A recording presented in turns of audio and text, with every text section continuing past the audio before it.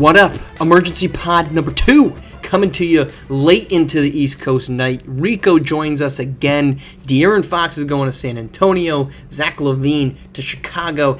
And Jimmy Butler says he doesn't want to sign in Golden State. Interesting. We're breaking it down right now. All right, we're back. I promise you that we're not recording this in the minutes after we recorded the Luka Doncic reaction, despite the fact that both myself and Rico, who is joining us once again, are wearing the exact same clothes with the exact same beanies because it's cold inside, even if Southern California and Southern Florida aren't necessarily the coldest places in the world right now. But Rico, Groundhog Day, I think is the best way. We're back. We have another massive trade. It seems like teams do not care that the trade deadline is on Wednesday because De'Aaron Fox is headed to San Antonio and Zach LaVine is headed to the Sacramento Kings. Full details before we dive into it. So the Spurs are getting De'Aaron Fox and Jordan McLaughlin. The Kings are getting Zach LaVine, Sito Sissoko, 3 first-round picks with Charlotte's 25, San Antonio's 27, and Minnesota's 31. 3 seconds year and teams aren't really a big deal there. And then the Bulls are getting Zach Collins, Trey Jones, Kevin Huerter, and they're getting their own pick back from San Antonio. Your instant reaction: Fox is with Victor Wembanyama, the first star to say, I'm hitching my wagon to the 21 or 20-year-old phenom. Yeah, I mean, so initially when you look at this, I'm going to say the Spurs certainly won in this deal because they set their team up for another 10, 15 years, whatever that looks like. I mean, you got a future point guard in De'Aaron Fox. I've loved what he's done since he's got out of the University of Kentucky. I've loved how his game has evolved.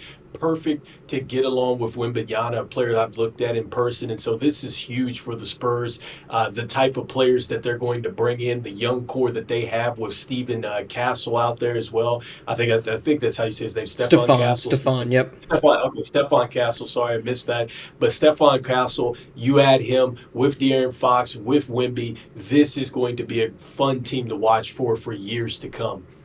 Yeah, I love this deal. It kind of throws in the face of what we were talking about earlier of maybe the market gets reset a little bit. You're given the 3 first-round picks to get an all-star instead of the 1 to get an MVP candidate. But I think Victor Wembanyama has proven this year, and I've said this from much earlier in the season, and I said it about Jimmy Butler because Fox hadn't really come on. And I thought the iron is warm in San Antonio. And you only have a short window where Victor Wembanyama is not going to be making the as ESPN folks call it, the fun max, right? The easy to pay rookie max extension. And your team's pretty good. Like the Western Conference, the bottom of the West is not good right now. I think they're sitting 11th or 12th, I think 2 games under 500. The 10 spot, if you want the play-in, is 500 right now, one or 2 games above it. So you are within striking distance. You paid $11 million to get Chris Paul. Bringing in De'Aaron Fox, to what you said, you have the star point guard of the future that you can pair with Victor Wembanyama, who's probably going to be Defensive Player of the Year. He's definitely, obviously, going to be first-team All-Defense. He's probably in the running for third-team All-SWBA. I mean, he has met and exceeded the expectations that were exceptionally high in a season and a half.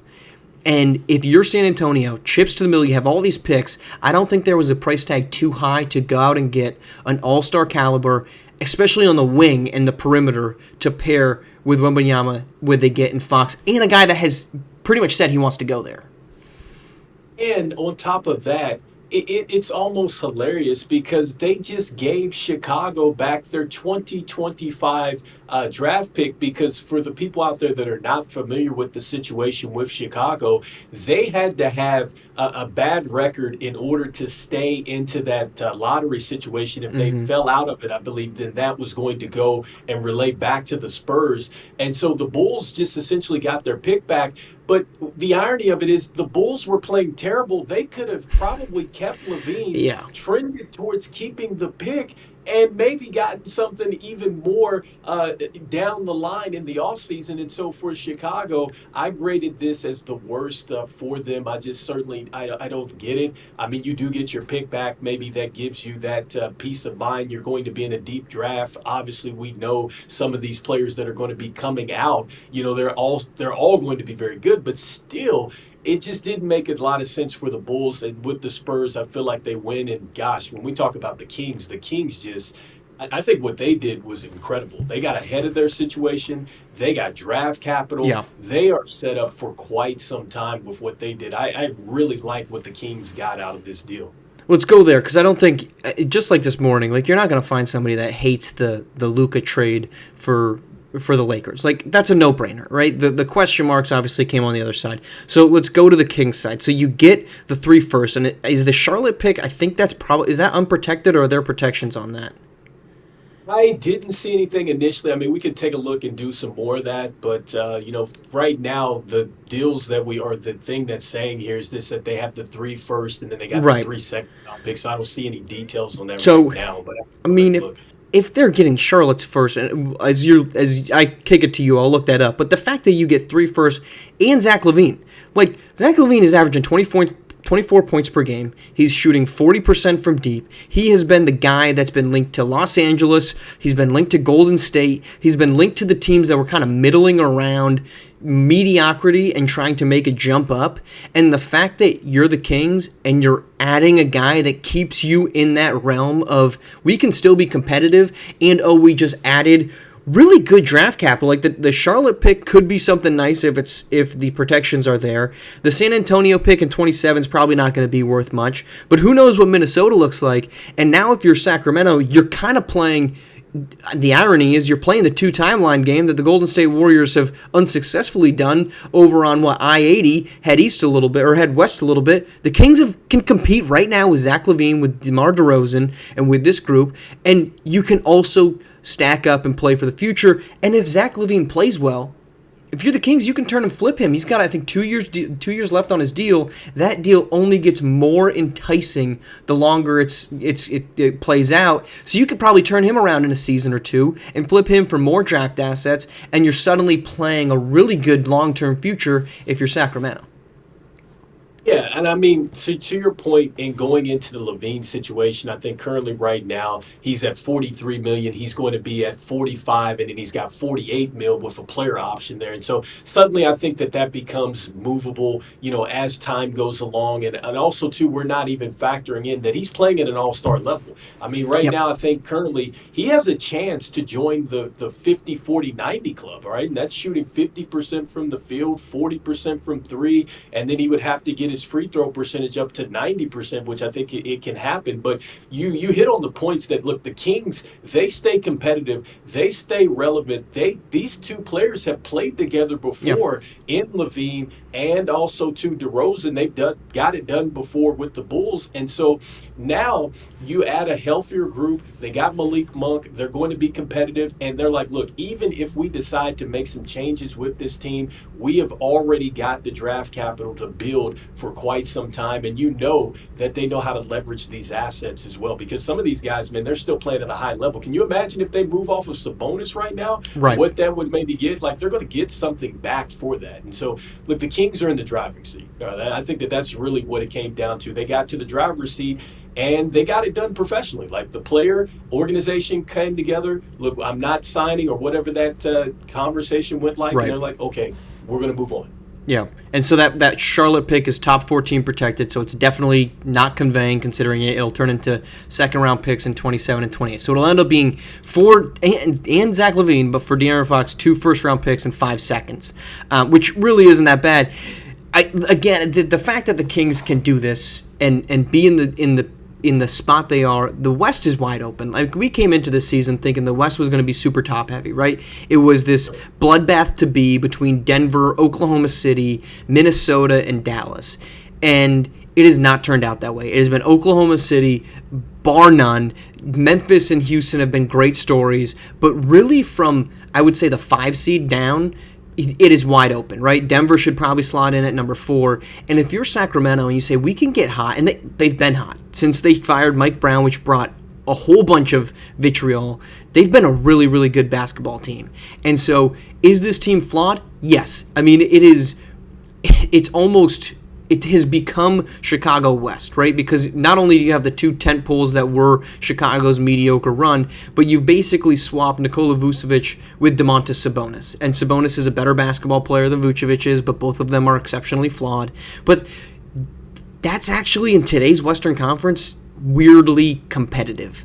And if you're Sacramento, I would be shocked really if we see Levine, DeRozan, and potentially Sabonis finish their contracts in Sacramento. I know that's years from now, but I think you're very well positioned where you either say, one, we're Sacramento, we didn't make the playoffs for 16 seasons, and we're not hyper excited about the prospect of rebuilding again. Let's be competitive for 2 years and see what happens. And if not, we deal these guys on expirings when they become that.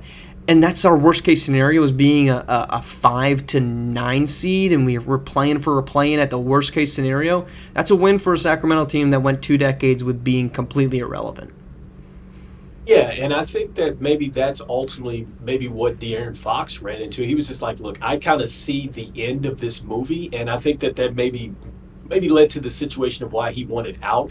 And with the Kings and their fan base, I understand. It's like, look, you haven't had a winning product for so long, you finally get it going. And so, yeah, I agree. They're probably going to maximize this short amount of time, and then you probably are able to move off of, I'd say, a Levine. He's 29 right now, and so, a year or two later, like, I think he's still movable, right? Because Anthony Davis, when he's 32, he just got moved, and so, you still have some wiggle room with Levine. I definitely think that some other team might want to pick him up. With DeMar DeRozan, I don't know at this point in time, at that age, but I know he is still playing at a high level. In fact, he was just up there for the clutch performer of the year for the NBA. I think he was behind De'Aaron Fox for that award. So, this is a guy that can get it done in the clutch. And so if you give them a chance in the clutch, they're going to win some games. But for them to get out of the West, I don't think that it's happening, and so maybe that's just the best that the Kings fans could really hope for, is just some competitive basketball for the next 2 years, and then they figure it out. So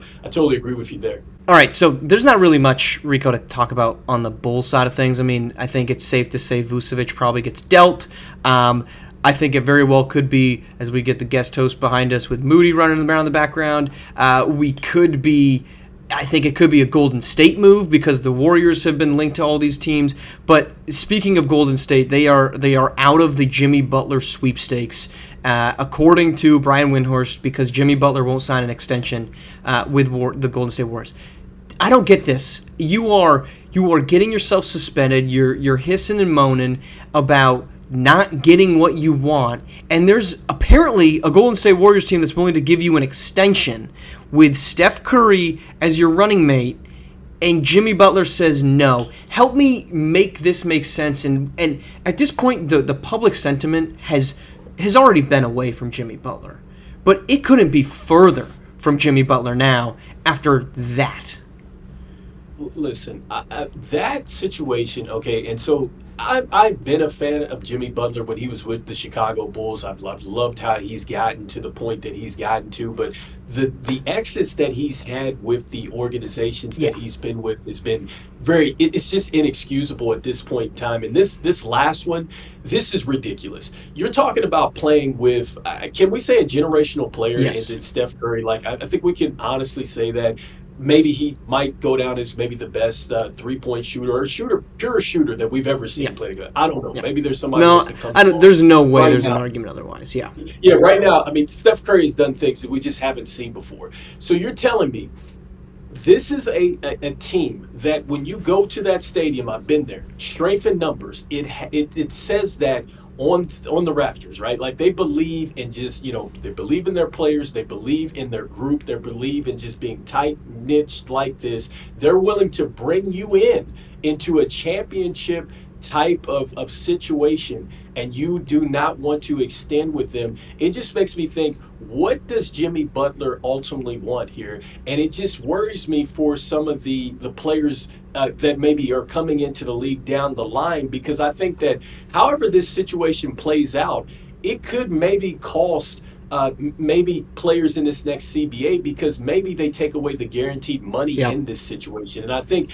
that's the thing that's probably being lost into this situation, is that the NBA, or the SWBA, has guaranteed money, you know what I'm saying? And it could turn into like an SFL kind of thing where you don't have money, right? And it's like, it's not guaranteed there. And so this is where it's interesting for me. Why does Jimmy Butler not want to take this deal and be with a championship team? It just doesn't make sense. What does he want? Yeah, it's the you know well it's the meme of Patrick Starr being given his wallet, right? And it's like, okay, Jimmy Butler, you want to leave Miami? Yes, I do. Okay, you want to go to a team that's trying to win a championship? Yes, I do. You want to go to a team that's willing to extend you? Yes, I do. The Golden State Warriors fit all those. Don't want it. Where do you want to go? Right? I know he wants to go to Phoenix. Spoiler alert to you, unless you can give some serum to Bradley Beal to convince him to get the atrocity of that contract and no trade clause removed, you're not going to Phoenix. What else could you possibly want than what is in front of you? You just don't have the luxury of choosing right now because no one that you either want to go to or can get you is available, and you're saying no to the option that's on the table. I don't understand the mentality. To your point, what do you want? The viewpoint is just so completely obscured right now for Jimmy Butler that there's no pathway out of this, it seems. It seems ridiculous. And when you think about it, like, what exactly are you getting with Phoenix that you're not going to Right. get with the Golden State Warriors? It's Like, worse. personally, yeah, I'm like, I think you get into a much better situation with the Golden State Warriors. And then that just makes me question what exactly are you trying to really. What is your legacy going to be on the game? Were you trying to win championships, or were you just out there just trying to, hey, I'm just trying to get the bag or the payday? Like, what Right. is exactly the motivation Well, here? it's Because not the payday because he's yeah, turning down the no, payday.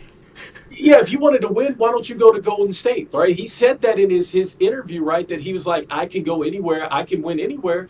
This is a terrific situation to go to. You have a good defender in Draymond Green. I think he still has something left. You Mm-hmm. have Steph Curry over there. You have some nice pieces right now. I mean, who knows what they would do to get him over there? But Mm-hmm. there's the talk that they would still like to hold on with some of their younger pieces, like a Kaminga or Right. something like that. So you're still going to have some good pieces. And I think that Golden State, the reason they haven't made a move is because they're just trying to get that star over, maybe have some draft capital or something left to where they can get just one more person. I think they Mm-hmm. just one more, and then I think that they can maximize whatever window they have left. But Phoenix, it's a far worse situation. You're locked up into some money that cannot be moved. They have an awkward roster construction Yep. with that. Like they want to get rid of their big man. They don't have any kind of big man depth over there. They don't have any more bigs. Like what exactly would you bring to that team that is going to turn it around? I don't get it. What is it? Right. You're walking into a situation that is. You have people now talking about the only way forward for Phoenix is to trade Kevin Durant and Devin Booker. That's their way forward. If this doesn't work out, your way forward is clearing house with the two best players, the second and third best players in franchise history, because I think Steve Nash is always going to own title number one there. But that is your option. That is not a better choice. So to me, it's. I think for years, right, Jimmy Butler would come in for media day, and he would have, dreadlocks. He would have on a wig that made him or he straightened his hair. Probably wasn't a wig. He straightens his hair, and he's like, he does this because he enjoyed the fact that for every nationally televised game, despite the fact that he never had this hair again, ESPN, TNT, whatever outlet it was, ABC, which is obviously ESPN, they're broadcasting his picture, and it's this ridiculous photo of him. And everybody's laughing along. Okay, that's okay, just Jimmy being Jimmy. He's this chaotic South Beach energy. It's why him and Miami fit. Turns out he's just a chaos agent, is what it turns out that he is. He is a complete and utter chaos agent, and that is what this trade demand has boiled down to. That is what his request for a deal has boiled down to, and his ultimate destination. Because there's been two teams that have expressed interest in him, Golden State and Memphis. And he's told both of them, I'm not signing. And they've both said, then we're taking our toys and going home. What else is there? They're winning. I mean, okay, so Golden State, I know that they're in a situation where they're not winning now because they're struggling. Yeah. That's fine. But like I said, we know that they have players that can turn it around. They Yeah. absolutely do have that, and they're probably like a player that can help them turn it around. And so with also too with Memphis, look, they're rolling right now, especially when they have Ja Morant back. You can imagine what Jimmy Butler would bring. So you're in winning situations. So if you wanted to win championships, you want to get past where you've gotten to a point where you haven't gotten a win for yourself with the Miami Heat. Like you've gotten there, but you haven't been able to get the title. This is your best chance to do so. It's not going to happen in Phoenix. It's just not going to happen. I mean, it's a top heavy team. They don't have enough, players on the roster to kind of even this thing out. If anybody goes down, which that's going to happen because the injuries do occur between all three of those players if they were on the same roster, Yeah. you're not going anywhere. That happens traditionally with Kevin Durant. It happens with Devin Booker. It happens with Bradley Beal, and it's certainly going to happen with Jimmy Butler. That's why they have questions about extending Jimmy Butler, because he doesn't play enough games at this point in time, and he's at an age where it's like, we cannot afford to give you some type of kind of little max money at the end. Like, it just doesn't work that way. So what exactly does he work or want? I cannot understand this. It just doesn't make sense to me. It just doesn't make sense. The duality of the trade request. You have De'Aaron Fox, who says, hey, I'm not going to re-sign. They both have either an option or a year left on the deal, him and Butler. Fox says, I'm not going to re-sign. Do with that information what you will. I'd like to go to San Antonio if the Cards would have it, but I'm going to keep playing basketball, and we're going to win basketball games. What happens? De'Aaron Fox gets his destination. Jimmy Butler, very similar situation, wants out of town. The list of teams is announced, whether Shams was accurate or not. Jimmy Butler's agent said he wasn't, but regardless. And you throw a hissy fit, and you become what you become, and now you're the one sitting there still in Miami, suspended indefinitely for conduct detrimental to the team, which has definitely been detrimental to the team. Those are the two ways. You can handle it in two different ways. We see one way that's successful in getting what you want, and one way that's exceptionally not. And it's ridiculous when you hear that last story, and this is something that I just listened to some of these sources talking about this. He left his teammates on the runway for hours waiting on him or something like that for that flight. Like that one of the instances where they suspended him for the flight thing, and it's like, well, what exactly are you trying to prove with that?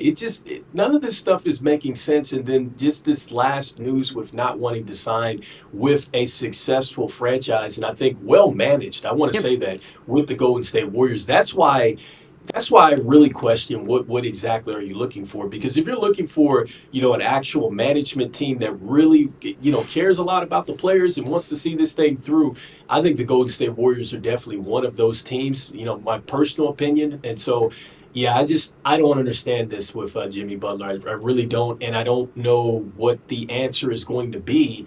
And like I said, I just think that this next collective bargaining agreement is going to make them maybe think twice about how they give out guaranteed money. I just maybe think that that's going to be a question. Guaranteed money, and at the very least, player options, which is the challenge that Jimmy Butler has, is he has that player option, which a lot can be done with it. Long-term deals for guys later in their careers, which teams have been more and more okay with giving out. Could very well be a thing of the even further past. All right, Rico, that is 2 long pods with you on what we thought were at least one thing that wasn't supposed to happen until Wednesday, but it happens anyway. So appreciate you joining us and jumping in to chat through it. We'll probably do, once the dust has finally settled, we'll do a recap. We'll look at kind of where things stand, but also kind of where all the draft picks end up and the type of guys that could be, as a team like Chicago, as a team like Utah, start really diving into trying to be the number 1 pick, what those options will look like with a very talented SimWorld U class. So we'll get into all that here later on in the week. But thanks again, Rico. Great to see you, and we will talk to you again soon. Thanks for having me again. Appreciate it.